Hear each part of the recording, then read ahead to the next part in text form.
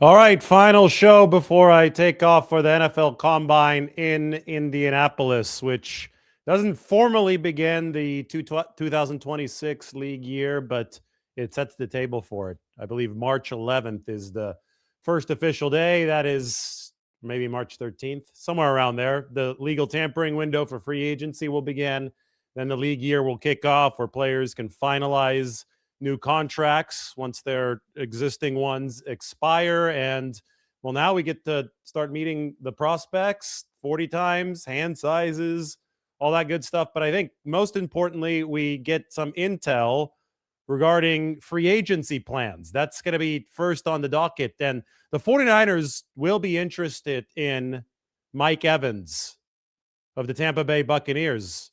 Mike Evans, by the way, tied Jerry Rice last year for the most consecutive 1,000-yard seasons in NFL history. He had been a hallmark of consistency up until very, very recently. He's an older receiver now, and I think if the 49ers are interested in Mike Evans, they need to be looking at him as a Cooper Kupp-like addition for the Seattle Seahawks this past year. Cooper, 3 years, $45 million, ended up paying off big time for Seattle. But one thing I would warn about Mike Evans, who's a pending free agent, his snap counts over the course of the past 4 seasons. 4 years ago, 1,003 snaps.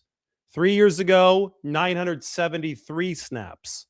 2 years ago, 707 snaps. This past season, only 357 snaps. He's become more and more injured, as one would expect, the older that he's gotten. And the 2025 season was the first in Mike Evans' illustrious career where he did not attain 1,000 receiving yards. The injuries finally did catch up to him. But just as respect to Mike Evans, take a look at the numbers. I think he's been maybe the most underrated receiver of this most recent NFL era. A lot of guys have gotten a lot of love, but no one has actually been as consistent as Mike Evans. As I said, 11 straight 1,000-yard receiving seasons from his rookie year in 2014 with Tampa Bay all the way up until 2024. That streak tied Jerry Rice for an NFL record. Now, the issue has been a lot of hamstring injuries recently. And, that plus a broken collarbone sidelined him for good in 2025. As you can see, the numbers there are not good. But because of that bad finish to what we've seen has been a Hall of Fame illustrious career so far, Mike Evans, I would think that the price on him is not going to be what it was for Devontae Adams when he signed with the Rams last offseason, which was somewhere between 22 and 24 million per year. I think the price on Evans should be somewhere around 15 million per year at most because of the extensive injuries that have been added to his resume as of late. He is obviously at the tail end of his career.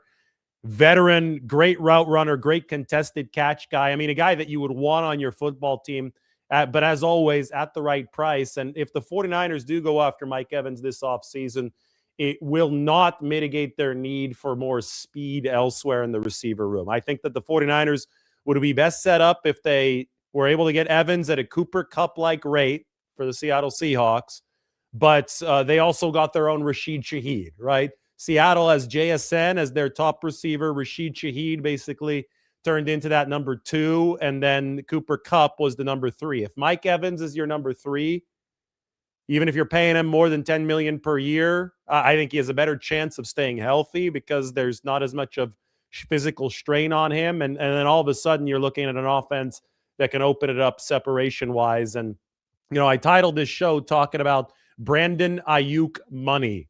That's about to free up for the 49ers. And there's several different ways they can use it. But if we're assuming they're going to keep some of this in the wide receiver room, and if we're also assuming that Juwan Jennings is going to price himself out of the 49ers range, say that he makes 22 or 23 million, and Mike Evans is somebody that doesn't command a number in the 20s, well, I think that there is a potential cost-efficient way of going to the older veteran to fill out the room if he is your number 3. I wouldn't sign Mike Evans even to be the number 2 for the 49ers. I don't think that would mark a very reliable step forward since he has gotten hurt a lot over the course of the past couple seasons. But Aiyuk, he's due $25 million in an option bonus this year that the 49ers do not have to pick up and will not pick up. If Brandon Aiyuk doesn't show up to the team facility, they could actually just hold on to him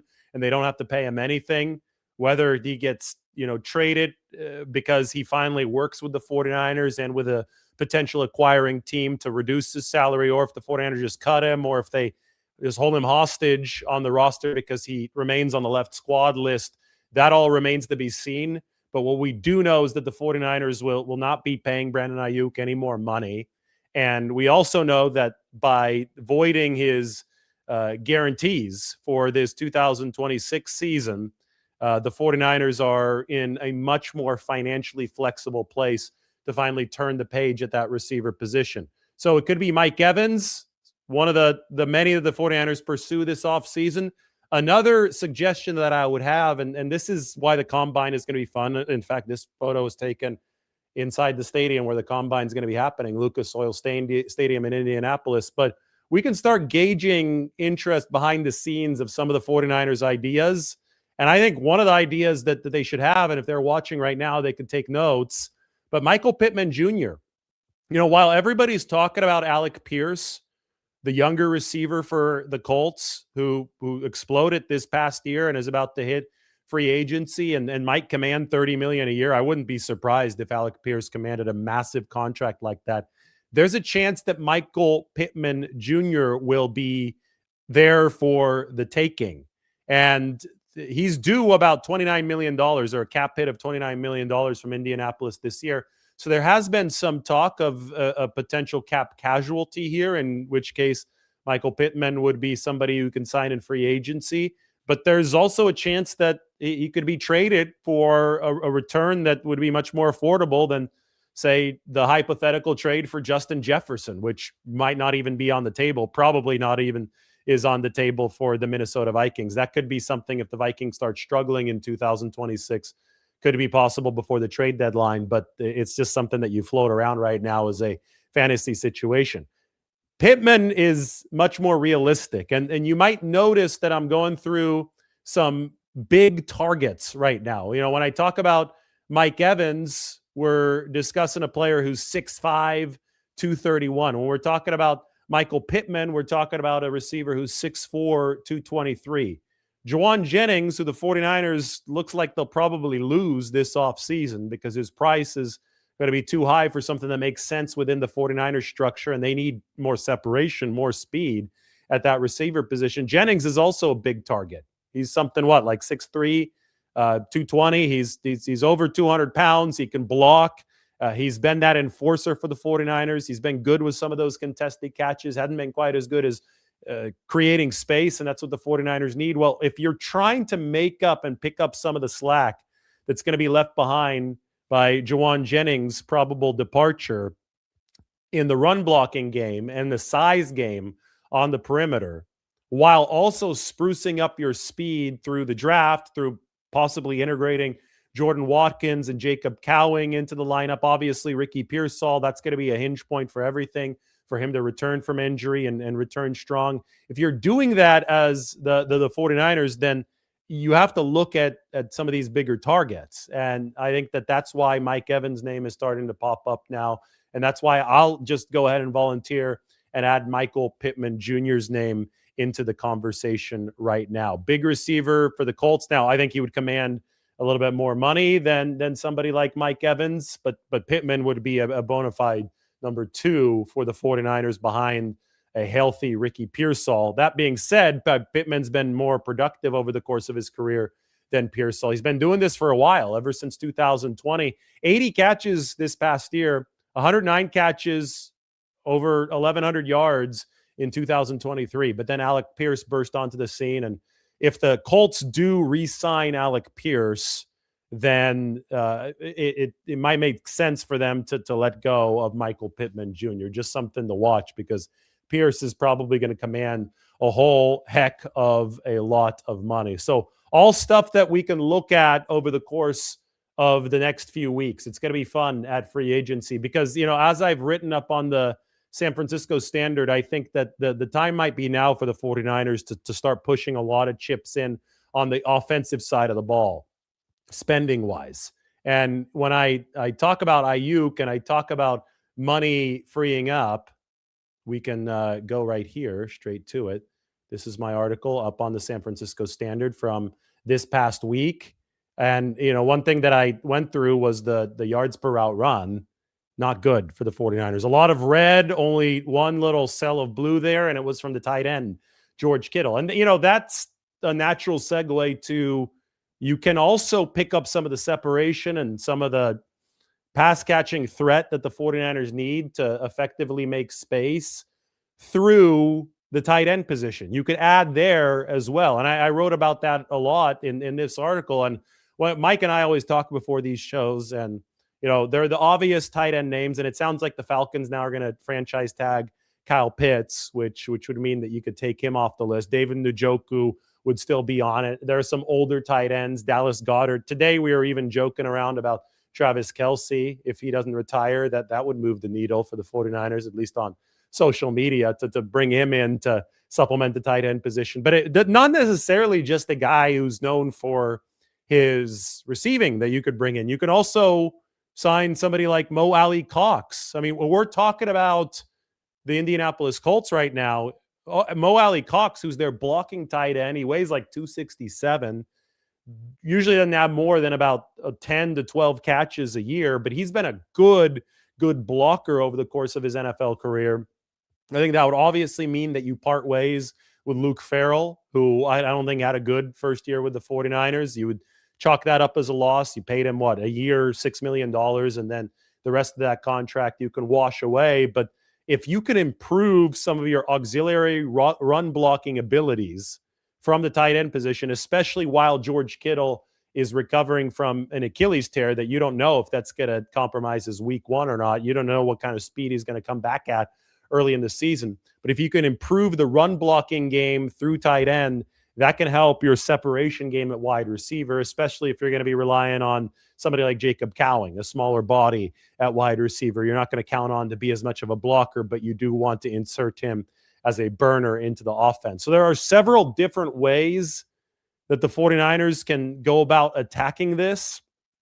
And I think that, I've mentioned investment in essentially every single offensive position room already when we're writing up here on the San Francisco Standard. I said that they have to find Christian McCaffrey help before it's too late. Does that mean adding running back help? Or does it mean adding more receiver and tight end help? Well, it can mean all of the above. That's the beautiful thing of Kyle Shanahan's offense, is that the tight ends line up out wide. The fullbacks like Kyle Juszczyk tend to catch a lot of passes too. The receivers have to block. The running backs have to catch passes. There is not a complete blur between the different positions, but there is a lot of adaptability from spot to spot, to where if you sign an impactful running back, that can help your receivers separate.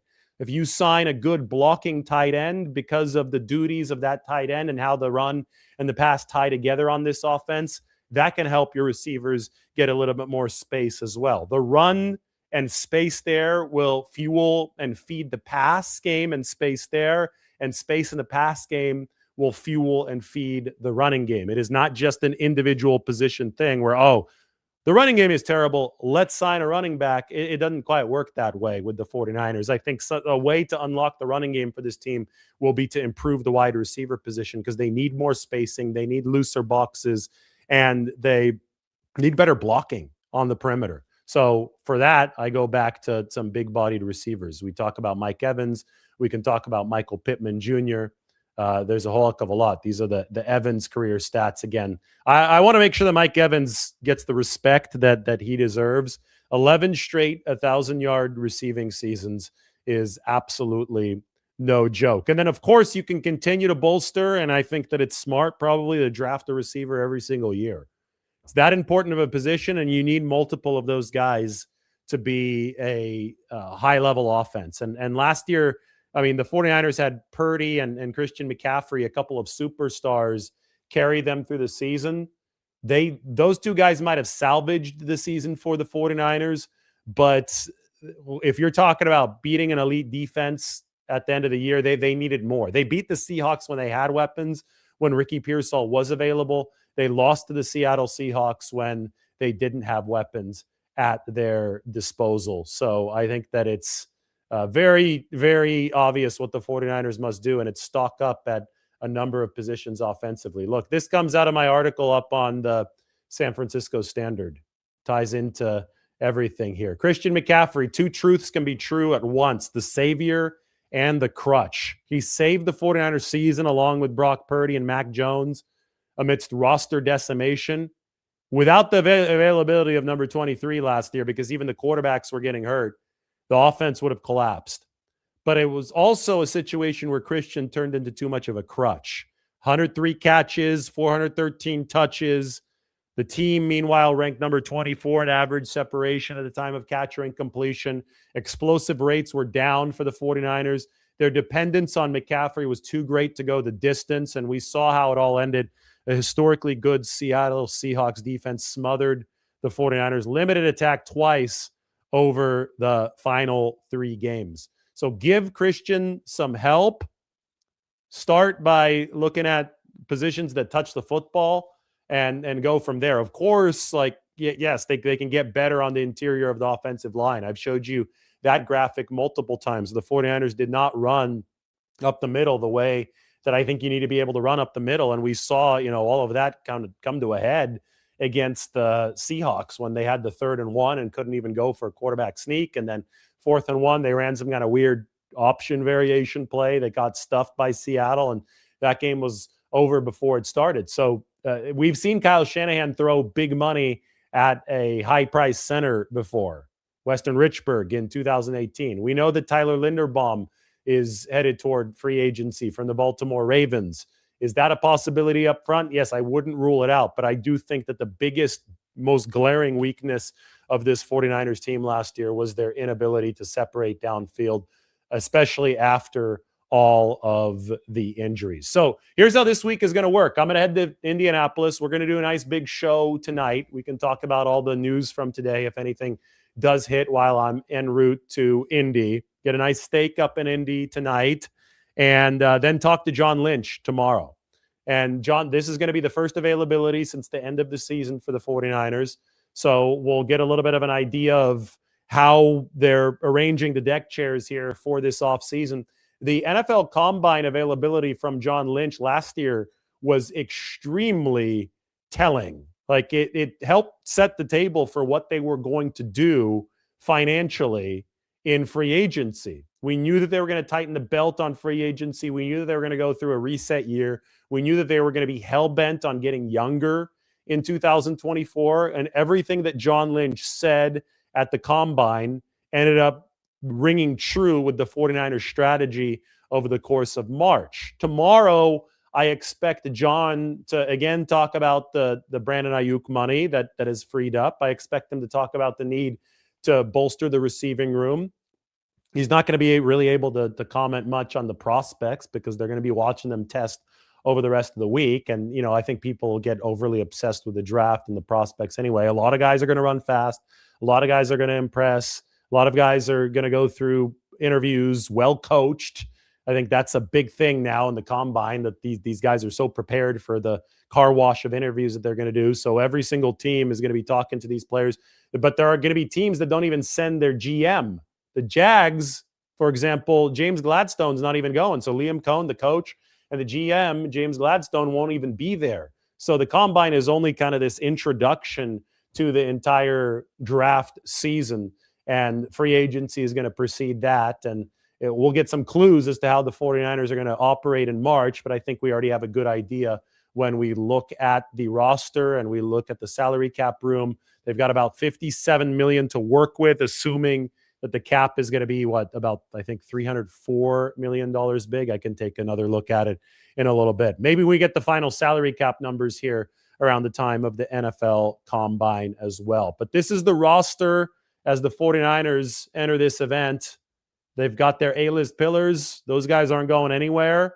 They would like to add an A-list pillar at receiver.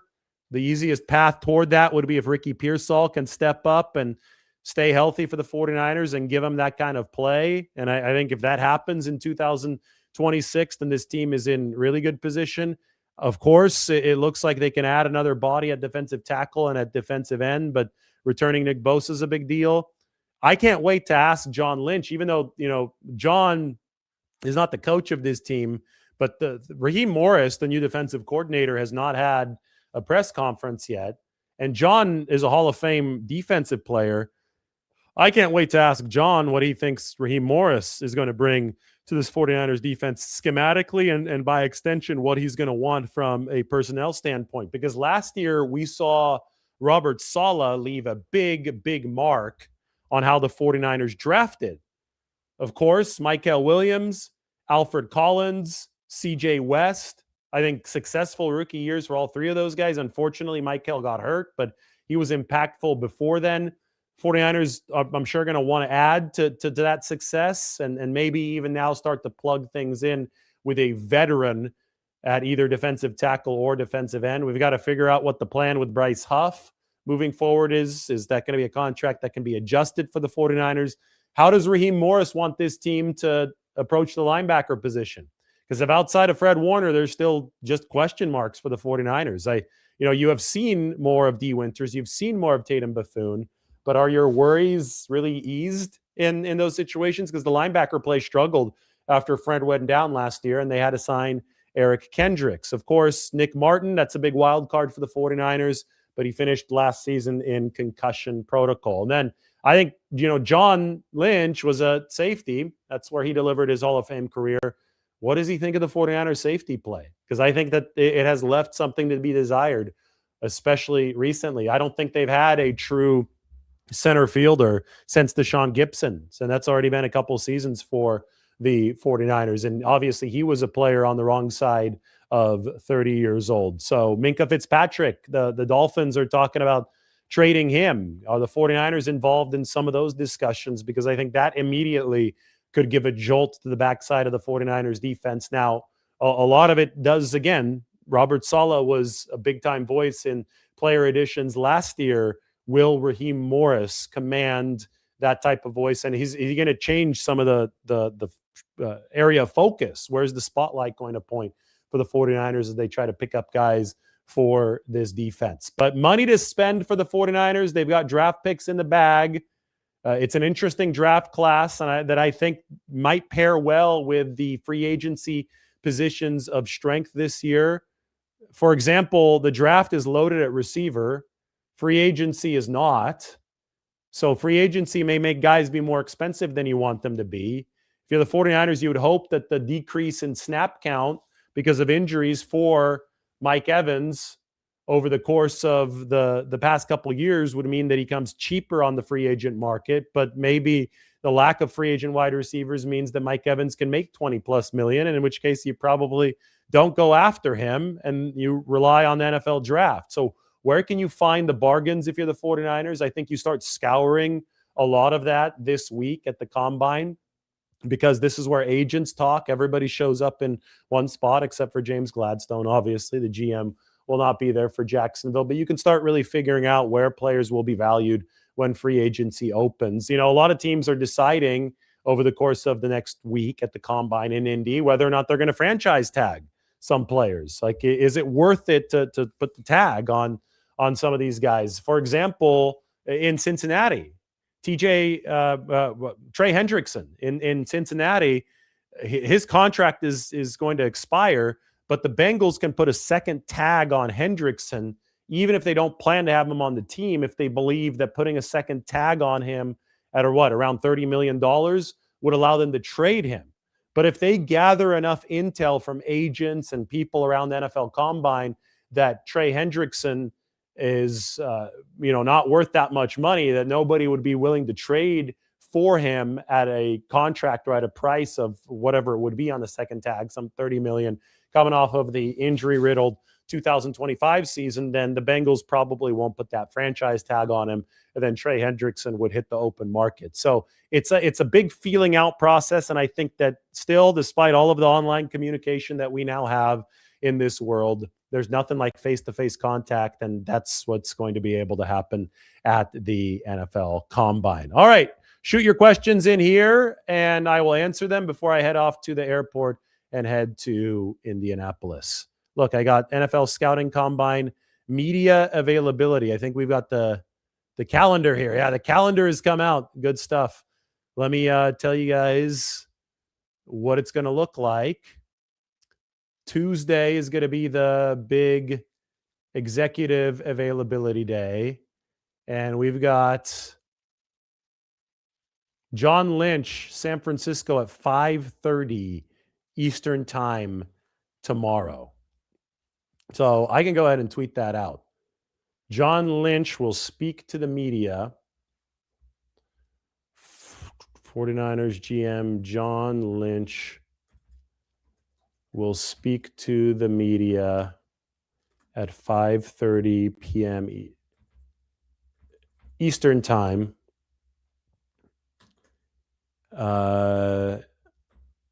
Tuesday, NFL Combine. Boom. So that is still over 24 hours away, although I'm going to fly in today to Indianapolis so I can be there tomorrow morning and talk to some of the other executives and just float around and get some good intel for you so you guys can go ahead and follow along right now. Subscribe right now, answer your questions. It looks like in the morning, Omar Khan from Pittsburgh, Elliott Wolf from New England, Joe Schoen, even though he's been demoted with the New York Giants, will speak. All those guys will take the podium. And then Lynch and Shane Steichen of the Colts will go last on Tuesday. Lynch at 5:30 p.m. So it could be that John is not flying in until tomorrow. That's why he's going a little bit later. But that also means that I probably cannot fly out until Wednesday, which is okay because I have a hotel for a couple nights at that NFL Combine. All right, that's the news. I just tweeted it out. Now I am ready for your questions. Yeah, Joe Schoen got demoted. He no longer reports he reports to somebody else who's in between him and John Harbaugh. So he's not in charge of the personnel. John Harbaugh came into the New York Giants building and essentially took everything over. Post your questions. I am ready to answer good questions. Obviously can't get to all of them, but I look to see the ones that pop onto the screen here. And if there's something good, then I am able to answer it right away. What do I think about the 49ers drafting a left tackle early to play left guard until Trent retires and be a successor? I mean, if there's somebody that fits that bill when the 49ers pick at number 27 and there's not another better player to take at receiver or defensive line, then sure, that's a good idea. But there's so many variables that happen here in the NFL draft that I just don't think that you can telegraph that this far away. And the 49ers, like any NFL team, have a lot of needs. There are a lot of different needs. And Trent Williams, I think, still has a couple good years at least left in him. Plus, the 49ers have gotten improving, better and better right tackle play from Colton McKivitz. So, but I do agree with you in that you do need to address left guard. There were issues this past year with health at left guard. Ben Barch got hurt, and then youth with Connor Colby. They were fixed, at least partially, by Spencer Burford stepping in, but the 49ers still had some trouble running up the middle this past season. Burford is probably going to make more money than the 49ers are willing to pay for the guard position. That's just the way that they've structured things.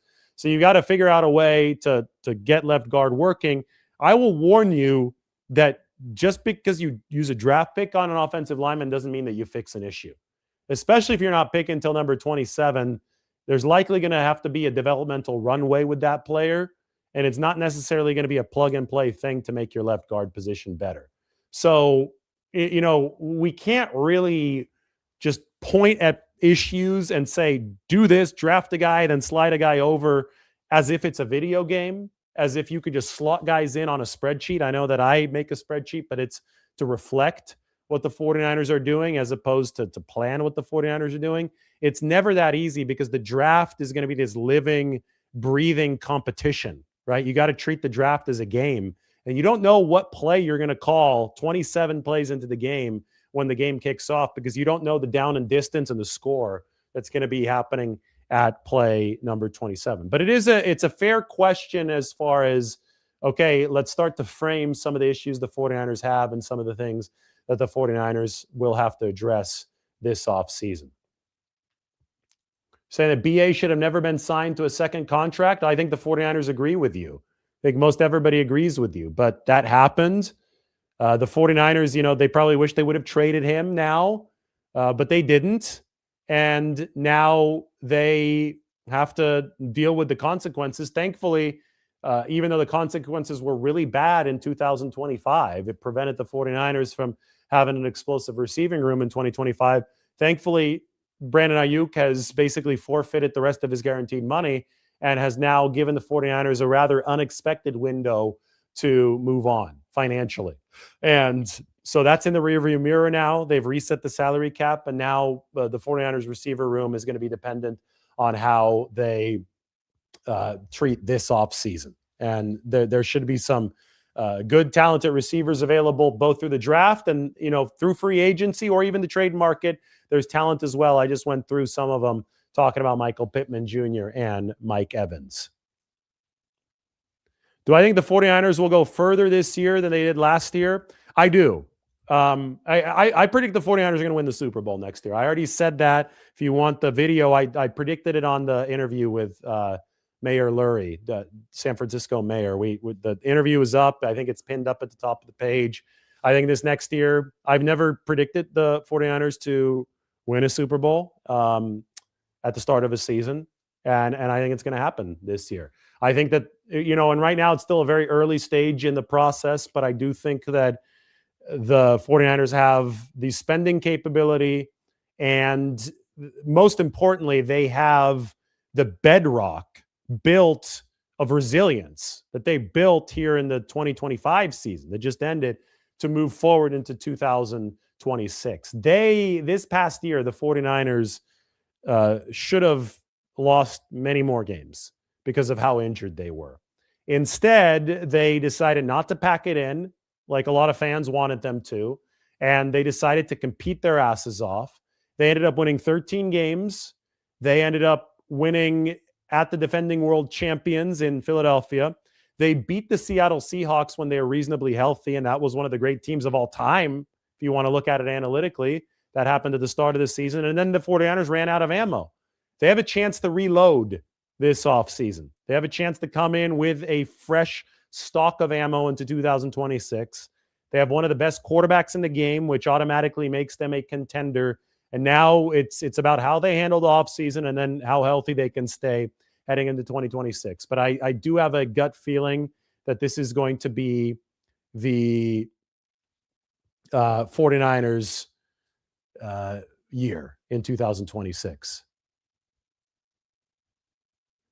That's a better prediction than this year. You got a lot of heat. I don't remember getting heat. I don't really pay attention. But this past year, as the mayor pointed out in that same interview, he said, hey, you picked the 49ers to win 11 or 12 games in the regular season, right? And I said, yeah, I can't remember if I picked them to go 11-6 or 12-5, but I think it ended up being a decent prediction. I did not predict the 49ers to win the Super Bowl this past year. I thought reset year, I thought they would fight. I thought they'd win 11 or 12, and I thought they would get bounced at some point of the postseason. That's exactly what happened. Here in 2026, I think that they're a step ahead of that, and I think it's absolutely fair at this point to be targeting the Super Bowl if you are the 49ers. You're in a very tough division, but you were there toe-to-toe with the Rams and the Seahawks last year. You beat Seattle when you were decently healthy, and you beat the Rams even when you had a skeleton crew. So it's to me, it's just logic. I think that anybody who's saying that the 49ers aren't contenders in this 2026 season are just not being realistic with themselves. Let's be honest. As long as you have Brock Purdy on your team and he's healthy and he's playing at a solid level because of his health, if he's not dealing with a bad turf toe, for example, then you are going to be a contender in this league because he's one of the best QBs in the NFL, and QB is the most important position. Repeating is not easy. No, it's not. And I think you have to have a lot of respect for what Seattle did. I think it's one of the great defenses that we've ever seen. I love watching Sam Darnold succeed. I think he's one of the good guys in this sport, and I think that he deserved every bit of the turnaround that he has seen over the past couple of years, maybe the past 3 years, dating back to his time with the 49ers. But he's not as good as Brock Purdy. I don't think he's as good as Matthew Stafford.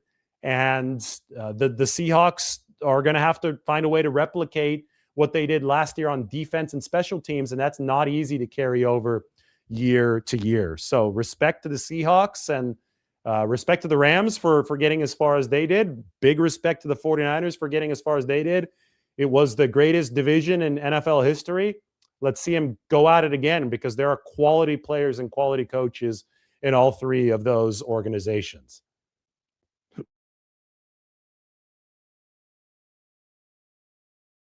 All right, more good questions here. That was the first coughing break I had to take of the whole show. That means I am getting better, which is important since I'm about to get on a plane to head to Indianapolis.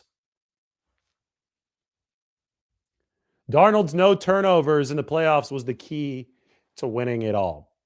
You know, Eric is awesome. And you know who else is awesome? Lombardi herself. She has helped nurse me back to enough health to be able to go to the combine. Just made an amazing smoothie. We were joking, Eric, and please take this with a very complimentary attitude because it's a compliment.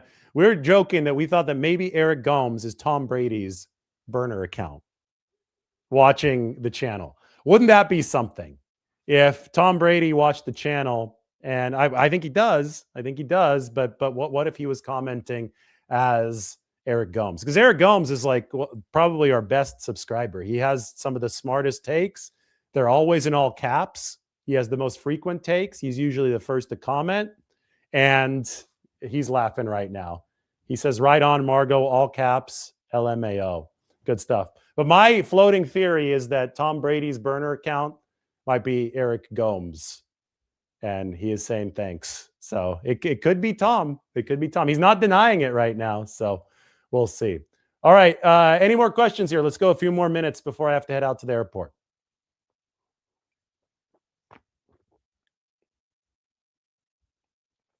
'49ers can start talking to free agents March 9th at noon. Yeah, I believe you are correct.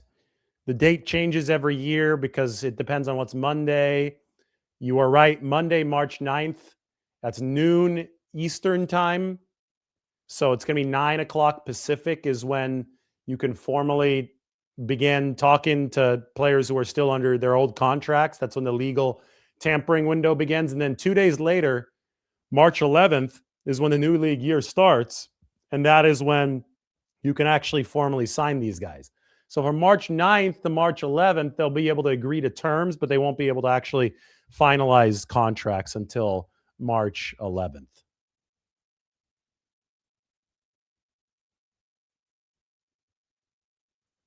Richards says, I've floated this. The 49ers should just keep holding Aiyuk's contract and waiving his money for not showing up.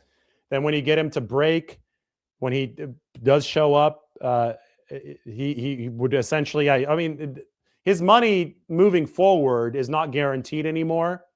So there is an option, though, that has to be paid out if he does show up and starts actually, fulfilling his contractual duties. But that option's not due until the start of the regular season this year. So the 49ers can hold Aiyuk if they would like to, if they want to do this up until the start of the regular season. If he doesn't show up, they can continue holding him and not pay him.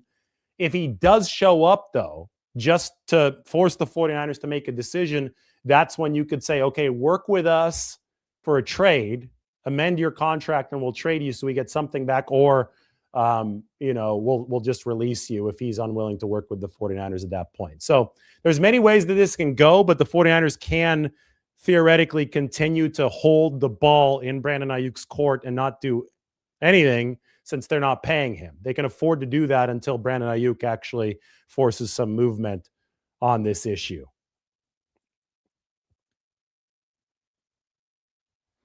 If Denver releases Greenlaw, is he a fit with the 49ers and Morris as defensive coordinator? I think Morris can work with anything because he's worked with several different fronts and schemes. It would really just depend on what Raheem Morris envisions for this 49ers defense together with Kyle Shanahan. I mean, if they're doing a lot of penny front 5-1 stuff, then linebacker I don't think would be as emphasized for the 49ers. So, and Dre Greenlaw's obviously had some health issues. I don't know what the plan over in Denver is. I haven't actually read anything about that. But that's why I'm about to head off to the NFL Combine, because this is the event where we start learning things. So you should hit the subscribe button. We're well over 100,000 now.